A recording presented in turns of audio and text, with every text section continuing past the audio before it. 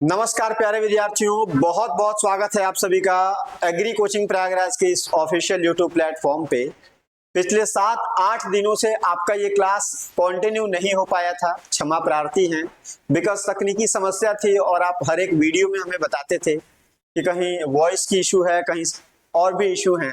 तो इन सारी चीज़ों को रिजॉल्व करना पड़ा। टेक्निकल बहुत सी ऐसी चीज़ें होती हैं जो मार्केट में उपलब्धता नहीं थी, तो ऑनलाइन ऑर्डर करके 3 से 4 दिन लग गया। आज से ये पुनः कृषि परीक्षा वाली क्लास आपकी शुरू हो गई है, जो बिहार की स्पेशल कोऑर्डिनेटर वैकेंसी और आने की वाली जो भी अपकमिंग वैकेंसीज है वहां पे होगा।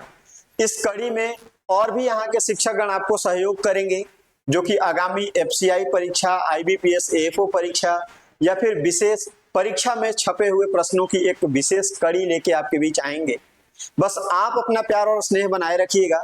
आने वाला 1 से 2 दिन में आपका ये क्लास पुनः लाइव भी हो जाएगा। तो एक बार फिर से कष्ट के लिए खेद है, आपको वो सारी चीजें उपलब्ध नहीं हो पाई थी, अब नियमित होगी। बस आप अपना प्यार बनाए रखिएगा। तो आइए आज के इस कड़ी में अब आपके साथ पुनः एक बार जुड़ने वाले हैं आपके चहेता और आपके प्यारे राहुल वर्मा सर उपस्थित हैं आज की इस क्लास में। आप क्लास को कंटिन्यू करिए और बाकी फिर जैसी चीजें होंगी आप कमेंट सेक्शंस के अंदर लिखिएगा, यथासंभव उसका समाधान किया जाएगा। धन्यवाद। Rahul sir please. बहुत बहुत धन्यवाद सर। हेलो बच्चों, तो हमारी क्लास अभी हो नहीं पा रही थी, कुछ टेक्निकल दिक्कत थी ना। अभी वो समस्या का निदान मोस्ट साफ हो गया है, बाकी जो बचा वो भी हो जाएगा 1-2 दिन में ना। तो हम लोग फिर से कंटिन्यू करते हैं। जैसे हमने बताया था, जो अपने एमसीक्यू की चल रही थी, एमसीक्यू की सीरीज ऐसी अब चलती रहेगी ना। देखो, ये मोस्टली जो बनाया जा रहा है बिहार कोऑर्डिनेटर के लिए है, लेकिन ऐसा नहीं, बार बार कहता हूँ ना, ऐसा नहीं सिर्फ कोऑर्डिनेटर में ही आपका काम देगा। जहां भी एग्रीकल्चर आएगा वहां के लिए जरूरी होगा ना। और हम उम्मीद करते हैं जो आप पहले करते हुए आ रहे थे कि आपको नोट्स वगैरह बनाना, तो आप बनाते होंगे। जो भी चीजें नहीं पता आप बनाते रहिए, और हम लोग आज से कंटिन्यू करते हैं। ठीक है, शुरू करते हैं पहली क्लास। पहले क्वेश्चन शुरू करते हैं, क्लास से नहीं। क्लास तो अपना 9वां है ना। ठीक है, पहला क्वेश्चन क्या है? The ratio of organic carbon to organic matter in the soil is. क्या बोल रहा है? जो हमारा ऑर्गेनिक मैटर होता है और ऑर्गेनिक कार्बन होता है, उसका रेशियो सॉइल में क्या होता है? पहला दिया है 1:1.7, दूसरा दिया है 1:2, दूसरा दिया 1.7 यानी कि 1:7:1 और 20:1। ठीक है, और पूछ क्या रहा है? ऑर्गेनिक कार्बन और ऑर्गेनिक मैटर का अनुपात पूछ रहा है। ठीक है, तो यहाँ आंसर क्या हो जाएगा? पहले हम आंसर बताते जाएंगे, बाद में थोड़ा सा एक्सप्लेनेशन देंगे ना। तो यहाँ आंसर क्या हो जाएगा? हमारा आंसर हो जाएगा 1:1.7। क्या होता है? 1:1.7 होता है। ठीक है, ध्यान रखना कैसे होता है। जैसे आप लोग जानते हो, जो हमारा ऑर्गेनिक मैटर होता है, ऑर्गेनिक मैटर क्या होता है? ऑर्गेनिक मैटर चाहे ह्यूमस दे दे, ठीक है। तो जो हमारा ऑर्गेनिक मैटर है, ह्यूमस होता है, उससे लगभग 58% क्या होता है? 58% क्या होता है? कार्बन होता है। क्या होता है? 58% कार्बन होता है। ठीक है, तो इस हिसाब से अगर हम फैक्टर निकालते हैं, ऑर्गेनिक कार्बन और ऑर्गेनिक मैटर वाला फैक्टर क्या आता है, तो 100/58 करते हैं। कितना करते हैं? 100/58 करते हैं। कट करो कितना आएगा? 1.724 आता है। ठीक है, अच्छा, इसी फैक्टर को बोलते हैं बेमेलिन फैक्टर। क्या बोलते हैं? बेमेलिन। क्या बोलते हैं? बेमेलिन फैक्टर। ठीक है, और यही फैक्टर यूज होता है, क्या होता है? कन्वर्जन में। किसका? जैसे हमको अगर दिया है कहीं ऑर्गेनिक कार्बन दिया है और ऑर्गेनिक मैटर निकालना है, सॉइल में ऑर्गेनिक कार्बन दिया, ऑर्गेनिक मैटर निकालना है, तो जितना ऑर्गेनिक कार्बन दिया होगा सॉइल में, उसका गुणा किससे कर दो? 1.724 से गुणा कर दो। ठीक है, तो ये हमारा आ जाएगा हमारा ऑर्गेनिक मैटर का कंटेंट। ठीक है, तो ये जो फैक्टर आता है इसे बोलते हैं बेमेलिन फैक्टर। इस यहीं से हमारा रेशियो आता है ना, कि ऑर्गेनिक कार्बन और ऑर्गेनिक मैटर का रेशियो क्या होता है, तो 1:1.724। यहाँ 1.7 दिया, उसके बाद 2 डिजिट जो लेना, 2-4 ना। अच्छा, पूछता है जो हमारा इंडियन सॉइल है, इंडियन सॉइल, उसमें ऑर्गेनिक मैटर कितना पाया जाता है? इंडियन सॉइल में ऑर्गेनिक मैटर कंटेंट कितना होता है? तो हमारे यहाँ ऑर्गेनिक मैटर कम होता है। और कितना होता है? Less than 0.5%। इतना ध्यान देना है। इसका मतलब जो ऑर्गेनिक मैटर कंटेंट है इंडिया में, इंडियन सॉइल में है कम। अच्छा, रेंज कितना होता है ऑर्गेनिक मैटर का? रेंज पूछता है, तो हमारा जो लो, मीडियम और हाई, 3 रेंज होता है ऑर्गेनिक मैटर का। लो में कितना होना चाहिए? 0.5 से कम होता लो बोलते हैं। 0.5 से लेकर 0.75 तक हो तो क्या बोलते हैं? हमारा मीडियम। अगर 0.75 से अधिक होता है तो उसे बोलते हैं हाई। तो इंडियन सॉइल में कितना है? 0.5 से कम, इसका मतलब low organic matter content Indian soil में है। अगर ऐसा कोई पूछता है कि इंडियन सॉइल में ऑर्गेनिक मैटर कंटेंट क्यों कम है, क्योंकि जो इंडिया हमारा आता है मोस्टली ट्रॉपिकल, कहाँ? ट्रॉपिकल और सब ट्रॉपिकल रीजन में आता है, इसलिए कहाँ? ट्रॉपिकल और सब ट्रॉपिकल क्लाइमेटिक कंडीशन में आता है। इसलिए जो इंडिया में मोस्ट ऑफ ऑर्गेनिक मैटर होता है, जहां पर टेम्परेचर थोड़ा ज्यादा होता है, ह्यूमिडिटी ज्यादा होती है, वहां पर जो ऑर्गेनिक मैटर होता है मिनरलाइज होके इनऑर्गेनिक मैटर में कन्वर्ट हो जाता है। यही रीजन होता है कि इंडियन सॉइल में ऑर्गेनिक मैटर का कंटेंट कम पाया जाता है। ठीक है, अच्छा बोलते हैं कि ऑर्गेनिक मैटर निकालने के लिए कौन सा मेथड यूज होता है? ऑर्गेनिक मैटर सॉइल में निकालने के लिए, ऑर्गेनिक कार्बन निकालने के लिए कौन सा मेथड यूज होता है? बता देना आप लोग। Walkley and Black method. Walkley and Black method जो होता है ऑर्गेनिक कार्बन या ऑर्गेनिक मैटर निकालने के लिए यूज होता है। ठीक है, अच्छा एक कुछ और पूछता है, जो हमारा ऑर्गेनिक मैटर होता है, ह्यूमस होता है, उसका CN रेशियो कितना होता है? ये भी पूछता है। तो 10:1 कितना होता है?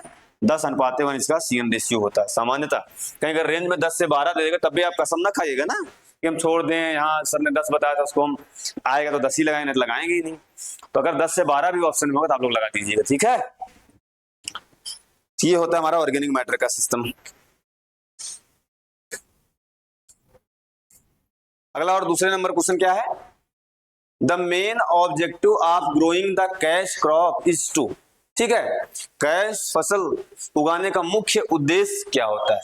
ठीक है, बोल रहा है जो हमारा कैश क्रॉप लेते हैं, एक कैच क्रॉप। ठीक है, अच्छा एक होता है कैच, ध्यान देना, एक होता है कैच और एक होता है कैश क्रॉप। ये ध्यान देना, दोनों का मतलब जानते रहना, अभी बता रहे हैं हम। ठीक है, तो ये बोल रहा अभी कि जो हम कैश क्रॉप लेते हैं उसको उगाने के पीछे मेन ऑब्जेक्टिव क्या होता है, मेन प्रिंसिपल क्या था, मतलब क्या रीजन होता है, क्यों उगाते हैं? पहला ऑप्शन क्या दिया है? Add more residue in soil, क्या मिट्टी में फसल अवशेष ज्यादा हो इसलिए हम करते हैं। अगला क्या होता है? सप्रेस द बीट, क्या बीट को खत्म करने इसका मेन प्रिंसिपल होता है। क्या बोल रहा है? प्रिवेंट क्रैकिंग इन सॉइल, जो मृदा में पपड़ो बनती है, क्रैकिंग होती है, दरारें पड़ती हैं, क्या उनको कम करता है, इसका मेन ऑब्जेक्टिव है। या दे रहा the get additional income without further investment, क्या ये बोल रहा है कि हम जो है एडिशनल यील्ड लेने के लिए बिना इन्वेस्टमेंट के, क्या इसका ये मेन ऑब्जेक्टिव होता है? तो ऑब्जेक्टिव क्या हो सकता है? तो इसका आंसर जो हो जाएगा, आंसर ये वाला डी वाला हमारा सही हो जाएगा। क्या हो जाएगा? डी वाला आंसर सही हो जाएगा। मतलब क्या, पहले समझो क्या होता है कैच क्रॉप।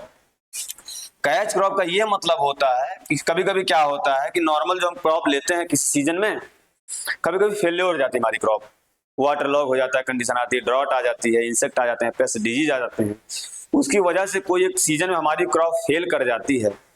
तो उस सीजन में जो बीच का समय बचता है, अगले सीजन के पहले जो समय बचता है, उस बीच वाले समय में हम सोचते हैं कोई ऐसी शॉर्ट ड्यूरेशन क्रॉप ले लें जो एकदम लॉसेस होने वाला था फेल्योर होने की वजह से, उस लॉसेस की भरपाई के लिए हम क्या करें, कोई ऐसी क्रॉप ले लें जिससे कुछ ना कुछ हमें इनकम मिल जाए।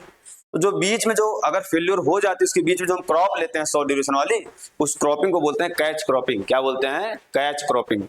और इसी को बोलते हैं इमरजेंसी, ध्यान देना, इसी को बोलते हैं इमरजेंसी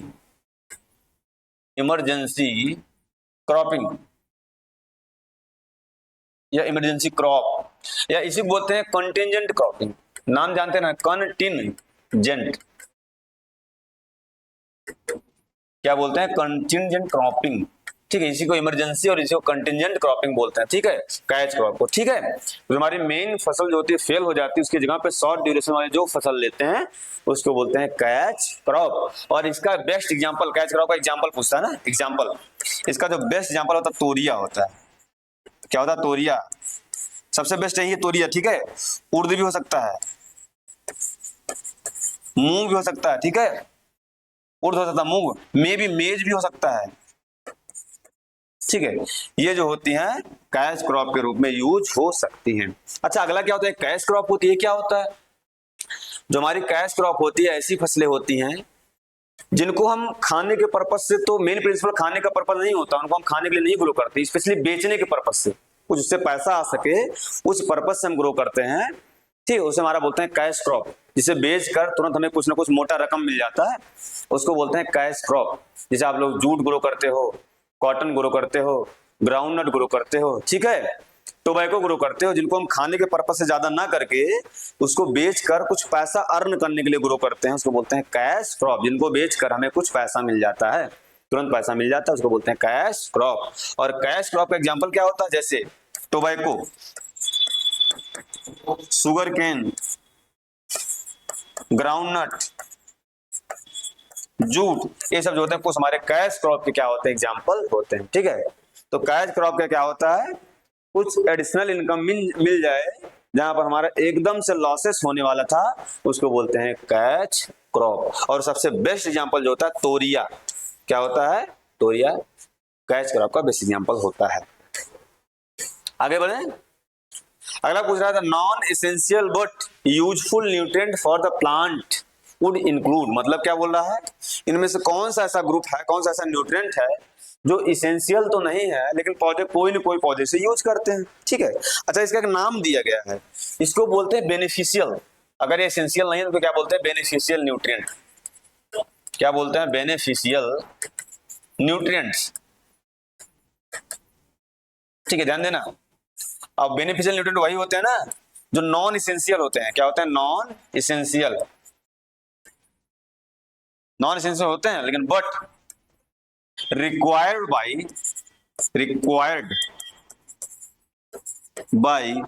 some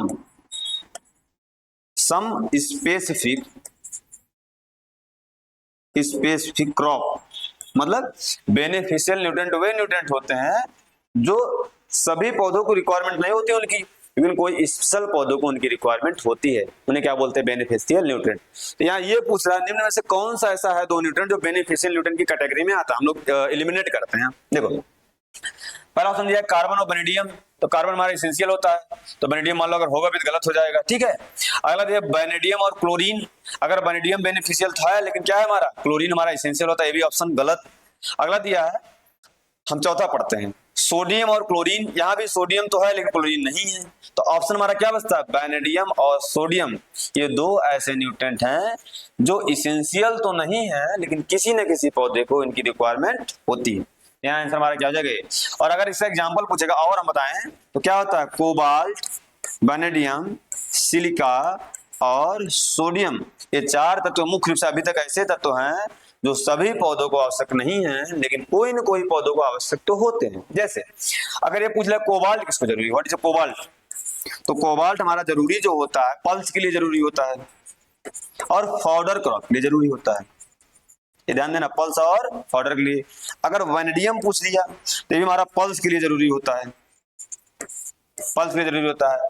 सिलिकॉन का अगर पूछ लिया, सिलिकॉन हमारा पैडी के लिए जरूरी होता है, पैडी, शुगर केन,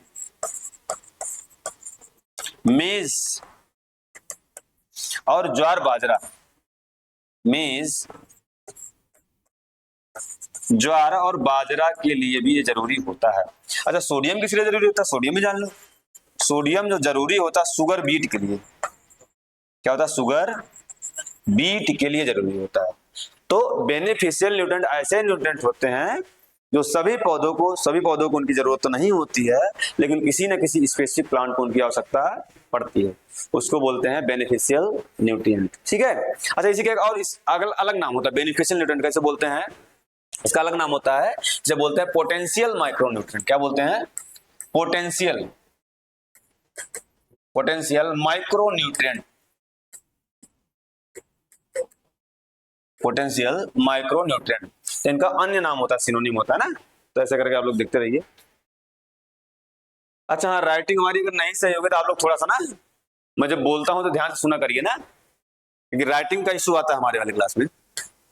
अगला क्या होता है, क्वेश्चन क्या दिया है, तुझे पूछ रहा है which one of the following nutrients plays the most effective role in controlling the rate of transpiration. निम्न में से कौन सा ऐसा हमारा पोषक तत्व होता है जो ट्रांसपिरेशन, जिसे वातकोत्सर्जन बोलते हो, वातकोत्सर्जन लॉसेस को क्या करता है, कंट्रोल करता है। ऐसा कौन सा तत्व है ना, ये तो मैं क्वेश्चन पहले भी करा चुका हूं, लेकिन थोड़ा और एक बार डिस्कस कर लेते हैं। पहला ऑप्शन दिया है फॉस्फोरस, दूसरा दिया है पोटेशियम, तीसरा दिया है जिंक और चौथा दिया है मैग्नीशियम। तो यहां पूछ रहा है कंट्रोलिंग, किसका कंट्रोलिंग, ट्रांसपायरेशन। ठीक है, तो अगर ट्रांसपिरेशन की बात कर दिया या वाटर बैलेंस की हमेशा बात कर दी, क्या लगाओगे आप लोग, पोटेशियम। क्या लगाओगे, पोटेशियम। ठीक है, अच्छा ये करता क्या है, हमेशा ध्यान देना। मैं गार्ड सेल बनाऊं, थोड़ा समझना गार्ड सेल क्या होता है। देखो गार्ड सेल और रंध्र वगैरह मैं बना रहा हूँ, स्पेशली रंध्र बना रहा हूँ। स्टोमेटा, स्टोमेटा इसी को हिंदी में बोलते हैं रंध्र। ठीक है, अब ये होता हमारा स्टोमेटा जो होता है। ठीक है, स्टोमेटा कुछ पार्ट होते हैं हमारे। ठीक है, जो ये वाला हमारा पार्ट है बोलते हैं गार्ड सेल। ये क्या होता है, हमारा गार्ड सेल होता है, इसको बना लो स्टोमेटा। ये आपको छिद्र दिख रहा है, इसे बोलते हैं स्टोमेटा, इसको बोलते हैं गार्ड सेल। ठीक है, और गार्ड सेल के ऊपर एक होता है हमारा सब्सिडरी सेल, बोलते हैं इसको, क्या बोलते हैं, सब्सिडरी सेल, सहायक कोशिका, सब्सिडरी। ठीक है, अब ये ध्यान देना, ये जो रंध्र होता है मोस्ट ऑफ जो पानी का लॉसेस होता है ट्रांसपिरेशन के द्वारा, इसी रंध्र के द्वारा होता है। लगभग 80%, मोटी मोटा लगभग 80% पानी का लॉसेस जो होता है, टोटल लॉसेस का रंध्र के द्वारा होता है। ठीक है, और यह रंध्र जो खुलता है बंद होता है, अगर ये रंध्र खुला रहेगा तब तो पानी का वाष्प के रूप में लॉसेस होगा, अगर बंद रहेगा तो पानी का वाष्प के रूप में लॉसेस है, ट्रांसपिरेशन लॉसेस बंद हो जाता है। और इसके खुलने के लिए जरूरी क्या होता है, जो हमारा गार्ड सेल होता है, गार्ड सेल से बोलते हैं ना, रक्षक कोशिका। जो हमारी रक्षक कोशिका होती है, जब हमारी रक्षक कोशिका जो गार्ड सेल होती है, जब टर्जिड कंडीशन होगी, टर्जिड मतलब क्या होगा, जब फूली हुई अवस्था में होगी, तो हमारा रंध्र क्या होगा, ओपन होगा, फूला हुआ होगा। और जब यह गार्ड सेल फ्लैसिड होगा, क्या होगा, फ्लैसिड मतलब पिचकी हुई अवस्था में होगा, तब हमारा क्या होगा, रंध्र क्या होता है, क्लोज हो जाता है। क्या होता है, क्लोज हो जाता है। अभी ध्यान देना, अब एक गार्ड सेल फूलता वगैरह क्यों है, थोड़ा टर्मिनोलॉजी समझो, नहीं तो भूल जाओगे। एक गार्ड सेल कब टर्जिट होता है, फूलता है कि ओपन होगा, रीजन क्या होता है, जब हमारे इस गार्ड सेल में पोटेशियम चला जाए। क्या चला जाए, पोटेशियम चला जाए, कोई सोल्यूट का साल्ट वगैरह चला जाए, क्या चला जाए, साल्ट चला जाए, और क्या चला जाए, ग्लूकोज चला जाए। क्या चला जाए, ग्लूकोज। ठीक है, ध्यान देना, सुक्रोज चला जाए। ठीक है, ये सब क्या होते हैं, कुछ ऐसे हमारे केमिकल होते हैं जो गार्ड सेल में जाकर गार्ड सेल का कंसंट्रेशन बढ़ा देते हैं। क्या बढ़ा देते हैं, कंसंट्रेशन, अंदर का कंसंट्रेशन बढ़ा देते हैं। ध्यान देना, जब गार्ड ये सब जाने से गार्ड सेल का कंसंट्रेशन बढ़ जाता है, बाहर का जो हमारा सेल और बाहर वाले जो सेल होते हैं लीफ में, उनका कंसंट्रेशन कम होता है, तो पानी आप लोग पढ़ोगे ऑस्मोसिस, नाम सुनोगे ऑस्मोसिस। क्या होता है ऑस्मोसिस, तो ऑस्मोसिस प्रोसेस के द्वारा, ऑस्मोसिस में होता क्या, लोअर कंसंट्रेशन से हायर कंसंट्रेशन की तरफ पानी मूव करता है, तो गार्ड सेल का कंसंट्रेशन बढ़ जाता है, पोटेशियम की वजह से, साल्ट की वजह से, ग्लूकोज और सुक्रोज के जाने की वजह से। इसकी वजह से क्या होता है, जो बाहर का पानी है गार्ड सेल में जाने लगता है, और तब क्या होता है, गार्ड सेल में अंदर अगर पानी चला गया तो पानी जाने की वजह से क्या होता है, गार्ड सेल फूल जाता है। क्या होता है, फूल जाता है, और जैसे फूल जाता है तैसे हमारे स्टोमेटा ओपन हो जाते हैं, और जैसे स्टोमेटा ओपन होता है पानी जो होता है ट्रांसपिरेशन द्वारा लॉसेस होने लगता है। ठीक है, तो यही रीजन होता है जो हमारा पोटेशियम होता है, पोटेशियम गार्ड सेल के ओपन और क्लोज होने के लिए रिस्पॉन्सिबल है, और गार्ड सेल के क्लोज होने के लिए रिस्पॉन्सिबल है, गार्ड सेल के खुलने की वजह से हमारा गार्ड सेल के फूलने की वजह से रंध्र हमारा खुलता है, और जैसे रंध्र खुलेगा जैसे ट्रांसपिरेशन द्वारा लॉसेस होने लगता है। इसलिए कहा जाता है कि ट्रांसपिरेशन के लिए जिम्मेदार तत्व कौन सा होता है, हमारा पोटेशियम। तो ये ध्यान देना, एक कॉन्सेप्ट है, हमेशा ध्यान देना। जब भी गार्ड सेल में क्या होता है, पोटेशियम ज्यादा हो जाएगा, साल्ट ज्यादा हो जाएगा, ग्लूकोज, सुक्रोज, फ्रक्टोज ज्यादा हो जाएगा, लेकिन ध्यान देना ये सब ज्यादा होंगे, और CO2 ये सब ज्यादा होंगे, और CO2 क्या हो जाए, कम हो जाए, तो हमारे क्या होते हैं, स्टोमेटा क्या होते हैं, ओपन होते हैं। हमेशा ध्यान में क्या होते हैं, ओपन। और जब इसका उल्टा, जब CO2 बढ़ जाए, पोटेशियम, साल्ट, ग्लूकोज, सुक्रोज घट जाए, तो हो जाता है फ्लैसिड कंडीशन, और तब हमारा स्टोमेटा क्या होता है, क्लोज या बंद हो जाता है। ठीक है, ये टर्मिनोलॉजी है। एक कॉन्सेप्ट है और इस कॉन्सेप्ट को समझो, एग्जाम में बहुत काम देगा आपके ना। स्क्रीनशॉट वगैरह जिसको लेना हो ले लिया करें आप लोग। आगे बढ़ते हैं। अगला हमारा 5वें नंबर क्वेश्चन क्या दिया है? Father of cooperative movement on नहीं इन इंडिया होता है। टाइपिस्ट साहब हमारे गड़बड़ करती है। इन इंडिया, भारत में सहकारी आंदोलन के जनक किन्हें कहा जाता है ना? कोऑपरेटिव मूवमेंट के पिता भारत में किन्हें कहा जाता है? ठीक है, ऑप्शन क्या क्या दिया? पहला दिया है मार्शल, क्या दिया है? पहला दिया है मार्शल, दूसरा दिया है एम निकोलसन, तीसरा दिया एफ निकोलसन और चौथा दिया एम के गांधी। क्या दिया है? एम के गांधी। तो यहाँ आंसर क्या हो जाएगा आपका? तो आंसर आपका हो जाएगा एफ निकोलसन साहब जो हैं, ये जो होते हैं हमारे कोऑपरेटिव मूवमेंट के इंडिया में फादर। कौन है? इंडिया में फादर हैं। अब ध्यान देना, ये भी पूछता नॉन कोऑपरेटिव मूवमेंट किसने स्टार्ट किया था? ये तो 1904 में स्टार्ट हुआ था कोऑपरेटिव मूवमेंट एफ निकोलसन के द्वारा ना, ध्यान देना। और ये non cooperative movement, non cooperative movement in India, in India, ये स्टार्ट किए थे हमारे एम के गांधी, मोहनदास करमचंद गांधी, जिसे गांधी साहब बोलते हैं राष्ट्रपिता ना। इन्होंने नॉन कोऑपरेटिव मूवमेंट स्टार्ट किया था कब? 1920 में। ये ध्यान देना, यहाँ गलत करोगे आप लोग। और कोऑपरेटिव मूवमेंट किसने स्टार्ट किया था? हमारे एफ निकोलसन साहब ने 1904 में। कब? जब कोऑपरेटिव क्रेडिट सोसाइटी एक्ट बना था। कब? जब कोऑपरेटिव क्रेडिट सोसाइटी एक्ट पारित हुआ था, ठीक है, तभी जो है हमारा बना था। अच्छा, कोऑपरेटिव में और एक पूछता है कि जो होता है non credit facility, non credit facility कब मिलना शुरू हुआ था? नॉन क्रेडिट फैसिलिटी कोऑपरेटिव में कब मिलना शुरू हुआ था? 1912 में। कब? 1912 में, ठीक है। बाकी कोऑपरेटिव मूवमेंट 1904 में स्टार्ट हुआ था। इनके फादर एफ निकोलसन को माना जाता है, ठीक है। तो provision of non credit in cooperative society कब स्टार्ट हुआ था? 1912 में।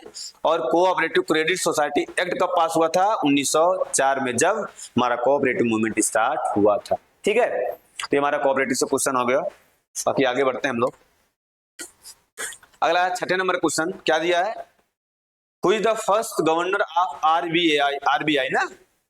तो क्या होता है? रिजर्व बैंक ऑफ इंडिया के पहले गवर्नर कौन थे? पहले गवर्नर कौन थे? यहाँ ऑप्शन क्या क्या दिया है? पहला दिया है रघुराम राजन, दूसरा दिया है ओ.ए. स्मिथ, तीसरा दिया है सी.डी. देशमुख और चौथा दिया है उर्जित पटेल। तो यहाँ क्या पूछ रहा है? फर्स्ट गवर्नर की बात करा, पहले गवर्नर कौन थे और किसके? आरबीआई के। तो पहले गवर्नर यहाँ क्या हो जाएगा? मैं पहले आंसर बता दे रहा हूं ना। तो यहाँ पहला गवर्नर पूछा क्या हो जाएगा? ओ.ए. स्मिथ। कौन थे? ओसबोर्न स्मिथ थे ना, ध्यान देना। अगर पूछता है कि पहले गवर्नर, नॉर्मल तो जाएंगे, लेकिन ये पूछ लिया फर्स्ट इंडियन गवर्नर कौन थे? इंडिया के ऐसे कौन से जो पहले आरबीआई के गवर्नर बने थे? इंडियन कौन थे? फर्स्ट इंडियन आरबीआई गवर्नर तो हमारे क्या जाएंगे? सी.डी. देशमुख। कौन थे? सी.डी. देशमुख। और अभी कौन है? अभी जो होते हैं हमारे आरबीआई गवर्नर कौन है? शक्तिकांत दास।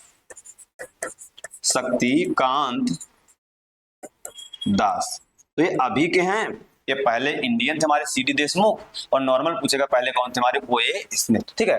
अच्छा, आरबीआई के बारे में थोड़ा सा हम लोग जान लेते हैं। आरबीआई, ठीक है, इसकी स्थापना कब हुई थी? स्थापना हुई थी कब? 1 अप्रैल 1935 में इसकी स्थापना हुई थी।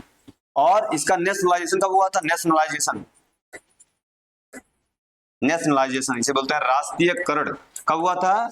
1 जनवरी 1949 में इसका नेशनलाइजेशन हुआ था, ठीक है। इसका नाम और बोलते हैं, इसे बोलते हैं बैंक ऑफ बैंकर्स,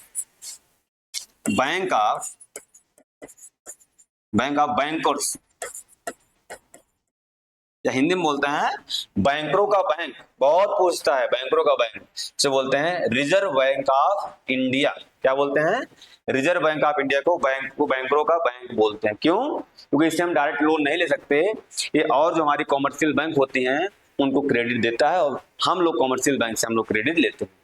और जो भी हमारे रेपो रेट वगैरह होता है, रिवर्स रेपो रेट वगैरह होता है, ये सब यही हमारे आरबीआई मेंटेन करता है। और ये हमारा नेशनल बैंक है। कैसा बैंक है? ध्यान देना, ये हमारा नेशनल बैंक है, नेशनल बैंक है। ठीक है, इंडिया का नेशनल बैंक कौन सा है? Reserve bank of India. ठीक है, आगे बढ़ते हैं। क्वेश्चन नंबर कौन सा है? 7वें नंबर का। क्या दिया है? Imperial Bank of India establish with the merge of dash dash bank. मतलब जो हमारा इंपीरियल बैंक ऑफ इंडिया सबसे पहले बना था, वो कौन कौन से बैंक को मर्ज करके बनाया गया था? ऑप्शन क्या क्या दिया है? पहला ऑप्शन दिया है बैंक ऑफ बंगाल, दूसरा दिया है बैंक ऑफ बॉम्बे, तीसरा दिया है बैंक ऑफ मद्रास, और चौथा दिया ऑल ऑफ दीज। ठीक है, तो यहाँ क्या हो जाएगा?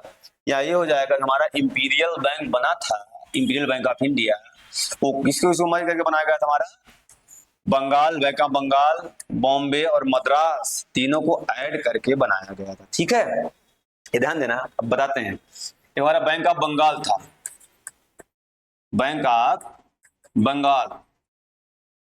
ठीक है, और दूसरा क्या था? बैंक ऑफ बॉम्बे,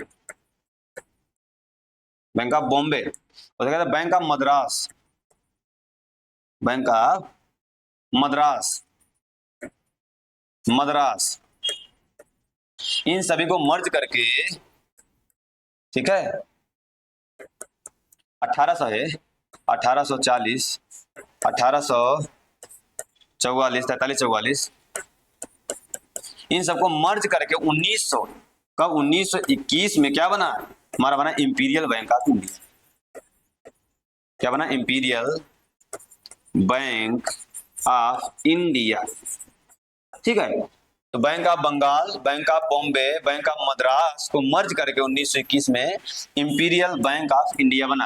और यही इंपीरियल बैंक को बाद में 1955 में, कब? 1955 में अदर नेम दे दिया, किसे बोलते हैं? एसबीआई।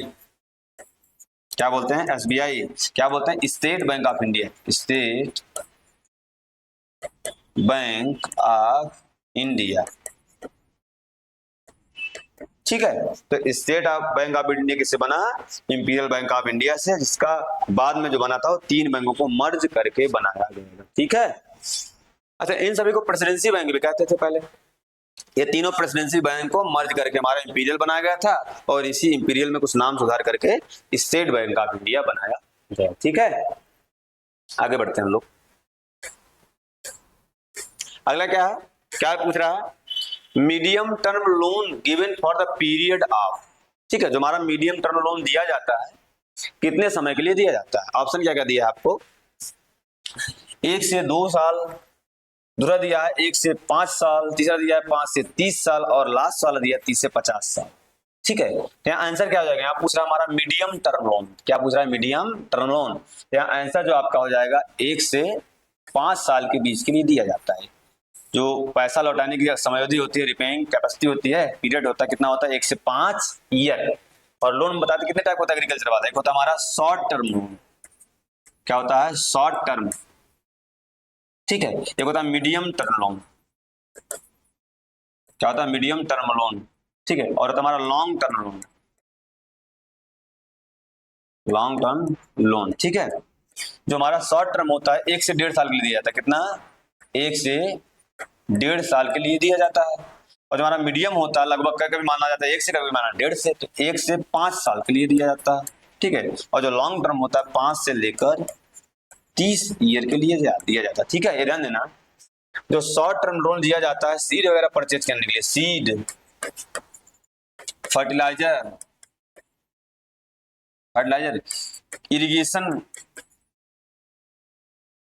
वगैरह के लिए दिया जाता है। ठीक है, मैन्यूर वगैरह भी खरीद सकते हैं। और इसके लिए क्या होता है? इम्प्लीमेंट खरीदने के लिए, जो शॉर्ट इम्प्लीमेंट होते हैं उनको खरीदने के लिए। स्मॉल इम्प्लीमेंट के लिए दिया जाता है, स्मॉल इम्प्लीमेंट को परचेज करने के लिए लोन दिया जाता है। और एक किस लिए दिया जाता है? एक दिया जाता है लार्ज इम्प्लीमेंट, लार्ज इम्प्लीमेंट। ठीक है, और स्टोर करने के लिए क्या हमारा? बिल्डिंग बनाने के लिए, लैंड परचेज करना, उसके लिए लोन दिया जाता है। ठीक है। तो शॉर्ट टर्म, मीडियम टर्म और लॉन्ग टर्म लोन, ये 3 तरह के हमारे लोन होते हैं। ठीक है, आगे बढ़ते हैं हम लोग। अगला कौन सा 9वें नंबर क्वेश्चन है, क्या पूछ रहा है? First land development bank was established in which state, पूछ रहा है पहला जो हमारा लैंड डेवलपमेंट या भूमि विकास बैंक था कौन से राज्य में सबसे पहले स्थापित हुआ था ना। ऑप्शन क्या दे रहा है? पहला दिया उत्तर प्रदेश, दूसरा दिया उत्तराखंड, तीसरा दिया बिहार, चौथा दिया पंजाब। तो पहला जो लैंड डेवलपमेंट बैंक बना था इसे बोलते हैं लैंड मोर्टगेज बैंक, भूमि बंधक बैंक भी बोलते हैं। क्या बोलते हैं? भूमि विकास बैंक या भूमि बंधक बैंक। तो सबसे पहला जो लैंड डेवलपमेंट बैंक स्टार्ट हुआ था हमारा स्टार्ट हुआ था पंजाब में। और पंजाब के कौन से एरिया में? झांग एक एरिया है ना, झांग पंजाब में स्टार्ट हुआ था। ठीक है, और कब स्टार्ट हुआ था? 1920 में स्टार्ट हुआ था। लेकिन ध्यान देना, एक्चुअली जो रन फुली रन वाला था, अगर पूछेगा लैंड डेवलपमेंट बैंक ऐसा कौन था जो फुली रन था, जो कंप्लीटली स्टार्ट अच्छे से स्टार्ट हुआ था, वो सबसे पहले था मद्रास में स्टार्ट हुआ था। कहाँ? ये ज्यादा दिन रन नहीं कर पाया था ना, ध्यान देना। लेकिन जो मद्रास वाला बैंक था 1929 में बना था, 1929 में बना, और जो लॉन्ग टर्म रन किया था तो हमारा हो जाएगा मद्रास। और लेकिन सबसे पहले बात करेगा तो झांग पंजाब में बना था। ठीक है, ध्यान देना। इसमें क्या करते हैं? भूमि को बंधक ले लेते हैं, बंधक बना लेते हैं, मतलब एक्वायर्ड कर लेते हैं, उसी जगह पर कुछ जो है मनी देते हैं ना, उसको बोलते हैं भूमि बंधक बैंक। ठीक है, और एक कोऑपरेटिव बैंक की कैटेगरी में आता है। ठीक है, आगे बढ़े। अगला क्या दिया है? 10वें नंबर क्वेश्चन है, committee on RRB was headed by, जो रीजनल रूरल बैंक बनी थी उसके लिए कौन सी कमेटी जो है बनाई गई थी? हेड किए थे जो हेड होते थे उस कमेटी के, उनके बेस उन कमीशन का कमेटी का नाम दे दिया जाता था। ये पूछ रहा है तो किनके जो है अध्यक्षता में वो कमेटी बनी थी जिससे कि हमारे आरआरबी की स्थापना करना था? पहला ऑप्शन दिया है मोहन सिंह मेहता, दूसरा दिया है शिव रामन कमेटी, दिया है एम नरसिम्हन कमेटी, और चौथा दिया है गुप्ता एंड मोसर कमेटी। तो यहाँ पूछ रहा है रीजनल रूरल बैंक, तो यहाँ क्या आंसर क्या हो जाएगा? जो हमारे नरसिम्हन राव वाली कमेटी, जो हमारे पीएम भी थे पहले, इनकी जो कमेटी जो हेड किए थे, तो ये इनके हेड वाले कमेटी में, चेयरमैन की कमेटी में ये हमारे आरआरबी की स्थापना हुई थी। ये ध्यान देना। तो ध्यान देना, ऐसे पूछ लेता आरआरबी की स्थापना नरसिम्हा राव की कमेटी में हुआ था। केवीके जो अपना बना था, केवीके जो होता हमारा मोहन सिंह मेहता के जो है चेयरमैनशिप बना था। और जो हमारा नाबार्ड बैंक बना था, नाबार्ड, कौन सा bank? NABARD, national bank for rural agriculture development ना। तो हमारा नाबार्ड बैंक था वो शिव रामन की कमेटी में बना था। ठीक है, अच्छा, जो हमारा आरआरबी था, आरआरबी, तो आरआरबी की स्थापना कभी तो 2 अक्टूबर में हुई थी। कभी तो 2 अक्टूबर 1975 में एस्टेब्लिशमेंट हुआ था। कब? 1975 में। और सबसे पहले 5 ब्रांच बनाए गए थे। कितने? 5 ब्रांच बनाए गए थे, जिसमें से यूपी में 2 ब्रांच था। कितना था? यूपी में 2 ब्रांच था। वेस्ट बंगाल में कितना था? 1 ब्रांच था। और हमारे राजस्थान में 1 ब्रांच था। और हरियाणा में 1 ब्रांच था। यूपी वाला कौन कौन सा था? एक गोरखपुर वाला था, कौन था? गोरखपुर। एक मुरादाबाद। और वेस्ट बंगाल वाला कहाँ था हमारा? अभी देख लेते हैं। हरियाणा वाला कहाँ था? भिवानी। कहाँ था? भिवानी था। ठीक है, ध्यान देना। वेस्ट बंगाल वाला मालदा था, मालदा डिस्ट्रिक्ट है ना वहाँ, मालदा। और राजस्थान वाला जयपुर था। ये 5 जो होते हैं, सबसे पहले जो होते हैं 5 ब्रांच जो है खुले थे 1975 में। ठीक है, ध्यान देना। और क्या क्वेश्चन पूछता है? जो हमारा आरआरबीज है इसमें जो होता है कैपिटल का शेयर, कैपिटल शेयर पूछता है ना, बहुत पूछा गया कई बार। कैपिटल का शेयर कौन कितना करता है? ठीक है, अगर कैपिटल शेयर की बात करेगा तो जो हमारी सेंट्रल गवर्नमेंट होती है, सेंट्रल गवर्नमेंट जो करती है, कितनी करती है? लगभग 50% टोटल कैपिटल का। ठीक है, हमारी स्टेट गवर्नमेंट होती है, जिस स्टेट में रहेगी, स्टेट गवर्नमेंट जो करती है 15% करती है। कितना? 15%। और जो बैंक स्पॉन्सर्ड बैंक होती है, स्पॉन्सर्ड बैंक वो कितना करती है? स्पॉन्सर्ड बैंक वो करती है हमारी 35%। ये पूछता है। ठीक है, 50, 15 और 35% जो होता है कैपिटल का जो है शेयर होता है। ठीक है, और रीजनल रूरल बैंक करती क्या है, लोन किनको देती है, जो हमारे स्मॉल फार्मर होते हैं, small farmer, marginal farmer, agriculture labour, ठीक है। और क्या हो सकते हैं, आर्टिसंस जो होते हैं हमारे, स्मॉल आर्टिसंस, बढ़ई वगैरह ना, इन सबको जो होता है हमारा आरआरबी क्या करता है, लोन प्रोवाइड करता है, ठीक है। अगला क्वेश्चन देखते हैं, क्वेश्चन नंबर 11। अच्छा क्या पूछ रहा है, how many principle in extension education, विस्तार या प्रसार शिक्षा में कितने प्रचार, नहीं भाई टाइपिस्ट साहब, ठीक है। सिद्धांत लिख लो, उद्देश्य लिख लो ना। तो कितने प्रिंसिपल जो हमारी एक्सटेंशन एजुकेशन का है, ऑप्शन क्या क्या दिया है, पहला ऑप्शन है 8 प्रिंसिपल है एक्सटेंशन एजुकेशन के, या 13 हैं, या 10 हैं, या 4 हैं। तो आप प्रिंसिपल की बात करें तो प्रिंसिपल कितने होते हैं, 10, अपने दिमाग में बैठा लो ना। एक्सटेंशन एजुकेशन कितने प्रिंसिपल, 10। अच्छा 10 का नाम हम लोग थोड़ा सा रिवाइज कर लेते हैं। पहला क्या होता है, पहला होता है principle of interest and need, क्योंकि आगे पीछे सीक्वेंस हो सकता है ना, इंटरेस्ट एंड नीड, ठीक है। अगला क्या होता है, प्रिंसिपल ऑफ, ठीक है, क्या होता है, कल्चरल डिफरेंस, ठीक है। अगला क्या होता है हमारा, तो principle of interest and need, principle of cultural differences, principle of participation,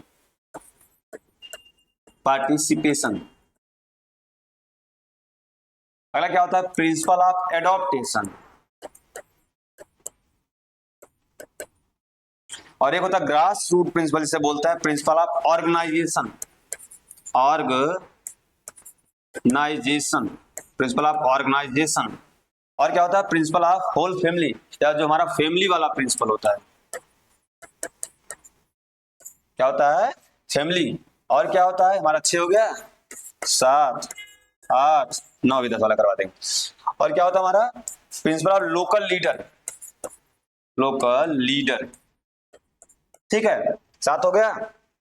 और क्या होता है, प्रिंसिपल ऑफ कोऑपरेशन, ठीक। और प्रिंसिपल ऑफ हमारा हो गया लोकल लीडर वाला, हो गया कोऑपरेशन, हो गया, ठीक है। और क्या होता है, सोचो, इंटरेस्ट नीड हो गया, कल्चरल डिफरेंस हो गया, पार्टिसिपेशन हो गया, adaptation, organisation, family, local leader और कोऑपरेशन, और प्रिंसिपल ऑफ सेटिस्फाई होगा ना, सेटिस्फिकेशन। और लास्ट वाला जो था, सेटिस्फाई होने के बाद क्या करेगा, प्रिंसिपल ऑफ, इसका प्रिंसिपल ऑफ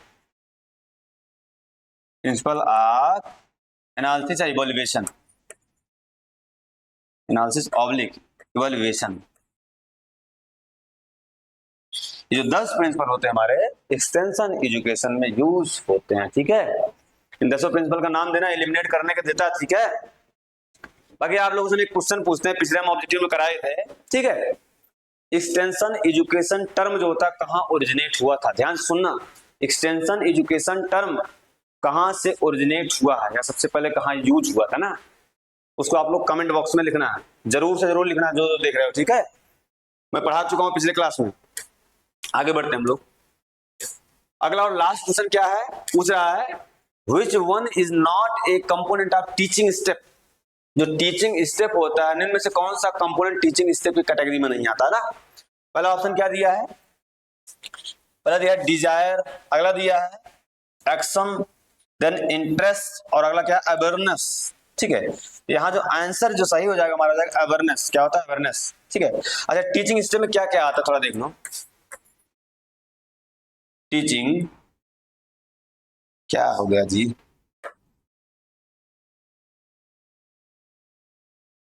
टीचिंग स्टेप में, टीचिंग स्टेप इसमें जो आता है क्या आ जाएगा, इसमें कितने स्टेप आते हैं देख लो। एक होता है हमारा फंडा, देख लो AID, aid, CAS, aid class हम लोग याद करते हैं ना। इसमें क्या क्या होता है एड क्लास में, 6 स्टेप इन्वॉल्व होते हैं। तो पहला क्या है, अटेंशन है, अटेंशन, आई का मतलब क्या होता है इंटरेस्ट, ठीक है। अगला क्या होता है डिजायर, ठीक है डिजायर हो गया। अगला होता है कन्विक्शन, क्या होता है कन्विक्शन, सीधा हो गया। एक का मतलब होता है एडॉप्टेशन, और लास्ट वाला होता है सेटिस्फिकेशन या सेटिस्फाई हो। ये हमारे स्टेप जो होते हैं टीचिंग में यूज होते हैं। तो याद कर लो ऐड का अटेंशन, इंटरेस्ट, डिजायर, ठीक है, कन्विक्शन, एक्शन और सेटिस्फिकेशन। लेकिन ध्यान देना अगर टीचिंग के कंपोनेंट पूछ लिया, कंपोनेंट टीचिंग के पूछ लिया तब होते हैं 5। और कौन कौन से होते हैं? एक होता है लर्नर, जो हम लोग शिक्षक मतलब जो बच्चे सीखते हैं होता है लर्नर स्टूडेंट होते हैं। एक होता है टीचर, क्या होता है टीचर। एक होता है टीचिंग मटेरियल, टीचिंग मटेरियल। और एक होगा 1 2 3 और चौथा क्या सब्जेक्ट मैटर। और पांचवा क्या होता है फैसिलिटीज या फिजिकल फैसिलिटी। ऐसी फैसिलिटी फिजिकल फैसिलिटी, ये जो हमारे होते हैं टीचिंग के कंपोनेंट होते हैं, ठीक है।